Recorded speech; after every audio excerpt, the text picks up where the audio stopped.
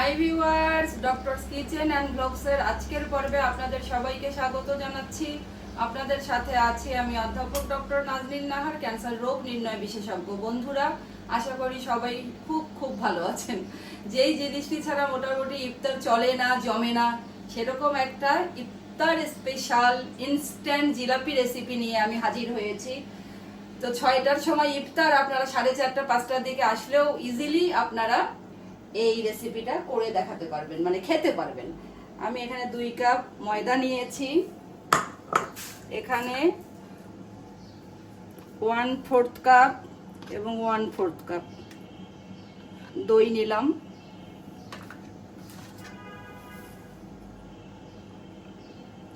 এখানে আর কিছুই না বন্ধুরা, এটা জাস্ট শুধু সুন্দর করে একটু মাখাবো। অনেক টাইপের জিলাপির রেসিপি হয়, এখন তো সবাই এক্সপার্ট, সবাই আসলে পারে। আমার দেখানো হয়তো বা বৃথা, তারপরেও দেখাই, শখে করে দেখাই ধীরে ধীরে। এটা হুইস দিয়েও নাড়তে পারেন, হাত দিয়েও মাখতে পারেন। আমার হাত দিয়েই ইজি লাগে, হাত দিয়েই করি। এটা করে 20 মিনিটের মতো রেখে দিতে হবে। আর শিরাটা একটু আগে থেকে করতে হবে, কারণ হচ্ছে শিরাটা একদম হালকা গরম থাকতে হবে। বেশি গরম থাকলে কিন্তু শিরা হবে না বন্ধুরা।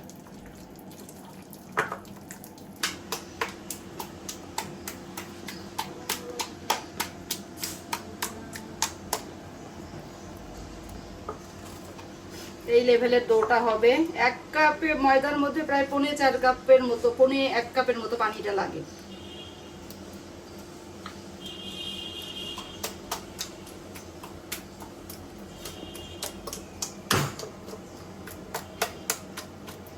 তো বন্ধুরা, এভাবে আমি 20 মিনিট রেখে দিচ্ছি। বন্ধুরা, জিলাপির শিরাটা করে নিচ্ছি। এখানে 2 কাপ পানি, 2.5 কাপ চিনি দিয়েছি। এবং যখন একটা আঠালো আঠালো ভাব চলে আসবে বন্ধুরা, তার আমরা করতে পারবো না, তার করতে গেলে আমাদের প্যাঁচ লেগে যাবে। কিন্তু আপনারা দেখবেন তুলে যে যখন হচ্ছে আঠালো আঠালো একটা ভাব হবে, এভাবে করলে দেখবেন যে একটা হালকা চিটকা চিটকা লাগছে। সেই মুহূর্তে বুঝে যাবেন যে আপনার জিনিসটা হয়ে গিয়েছে। প্রায় 2 চা চামচ থেকে 3 চা চামচ লেবুর রস দিয়ে তখন জিনিসটা নামিয়ে রাখতে হবে। এমন টেম্পারেচারে আমাকে রাখতে হবে এই শিরাটা যে হালকা গরম থাকবে শিরাটা, বেশি গরম থাকা যাবে না, আবার একেবারে ঠান্ডাও থাকা যাবে না। তো আমার এটা মোটামুটি হয়ে এসেছে, আর 3-4 মিনিট পরে আমি নামিয়ে ফেলবো। বন্ধুরা, আমাদের 20 মিনিট হয়ে গিয়েছে। কনসিস্টেন্সিটা দেখুন। এখন আমি এখানে 1/3 চা চামচ, 1/3 চা চামচ, হ্যাঁ, আর 1/3 চা চামচ, মানে এই পরিমাণ খাবার সোডা দিয়ে দিচ্ছি। এবং খাবার সোডাটা একদমই এই সময়ই দিতে হবে, ভাজার ঠিক আগে আগে। এটা বেশি আগে দেওয়া যাবে না বন্ধুরা। আম্মা, তুমি পালাই বেড়াচ্ছ, কথা বলা দিবি? কথা বললে কি হয়েছে, ভিডিওতে তো আমরা কথা বলতেই থাকি। এটা বানাবো, জিলাপি বানাচ্ছি। এই যে এরকম হবে জিলাপিটা। পারফেক্ট হয় কিনা দেখি যে অনেকদিন বানাইটা। অনেকে বলে যে সারা দিন ভর রাত ভর জিলাপি মুসমুসে রাখার পদ্ধতি। আরে ভাই, দরকার কি? ভাজবেন, 1 ঘন্টার মধ্যে খায়া শেষ। গরম গরম ভাজবো, গরম গরম খাবো, দরকার কি এত কীর্তি?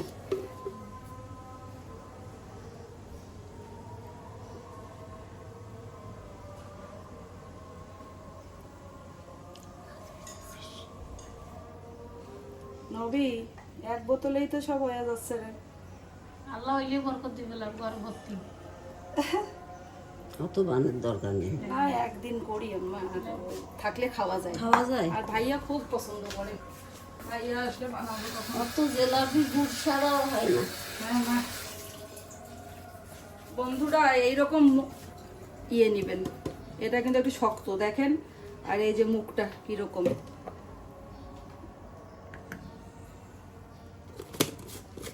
লাগায় রেখে দিলাম।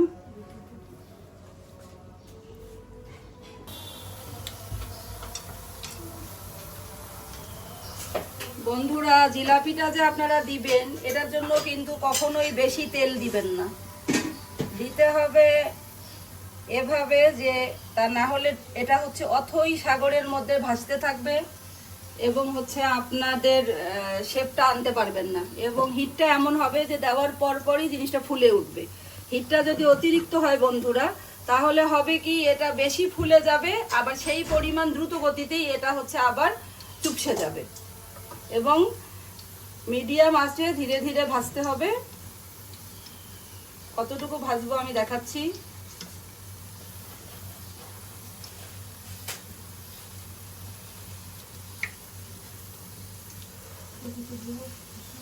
বন্ধুরা দেখুন, এরকম একটা বাদামি কালার হয়ে গেল এবং এটা কতটুকু একটা শব্দ হবে, বাড়ি দিলে একটা শব্দ হবে।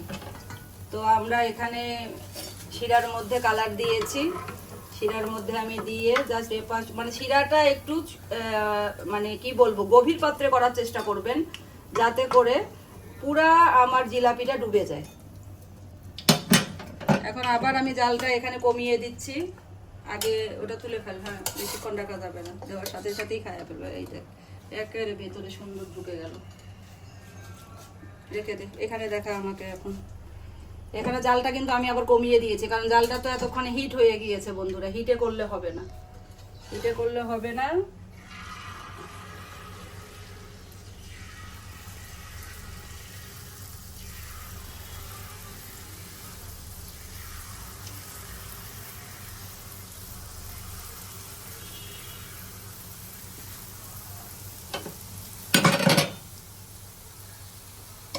হিট বেশি হয়ে গেলে আবার হিট কমিয়ে দিবেন, তারপরে দিবেন। দেওয়ার সাথে সাথেই ফুলে উঠবে না, একটু পরে ফুলবে।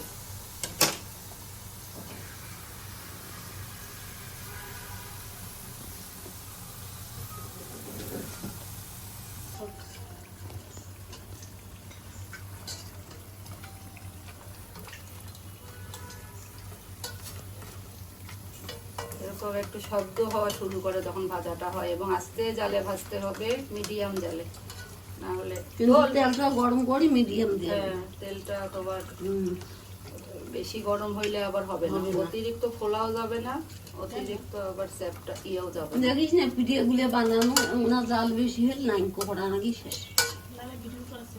অসুবিধা নেই। আর তুলতে হবে একদম 30 সেকেন্ডের মধ্যে।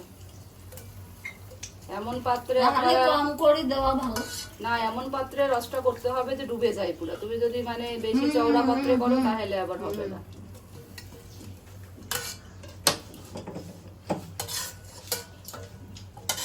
খাওয়া দেখা যাবে না বলে বোঝা নেই। মুরগির মানুষ বুড়ো মানুষ বোঝা নেই। অসুস্থ হয়ে ওটাকে লুকায়, তাকে খেতে হয়। আছে ওষুধ খাওয়া ভিতরে রস ঢুকতে টয় চুমু।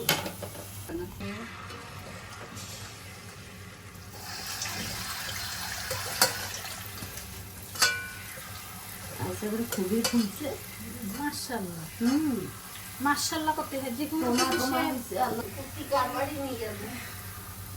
ছাকনি দেবেন কি? হ্যাঁ অবশ্যই।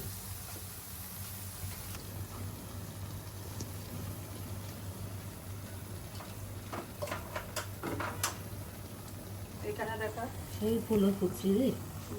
এই যে এরকম করে একটুখানি ডুবাই নিয়ে তুলে ফেললেই হলো, রস আকারে টইটুম্বুর হয়ে যায় সাথে সাথে। এটা কি দিয়ে বানালি? আটা? এটা ময়দা আম্মা। হ্যাঁ তো ময়দা। শুধু ময়দা আর কি দিছিস? ময়দা আর টক দই। ও আচ্ছা। অনেক সিস্টেম আছে করার, আমার কথা হচ্ছে যে সিম্পলের মধ্যে যেটা করা যায়, বলো না? আর বেকিং নাই কিচ্ছু না। তাই এত ফুলি গেল।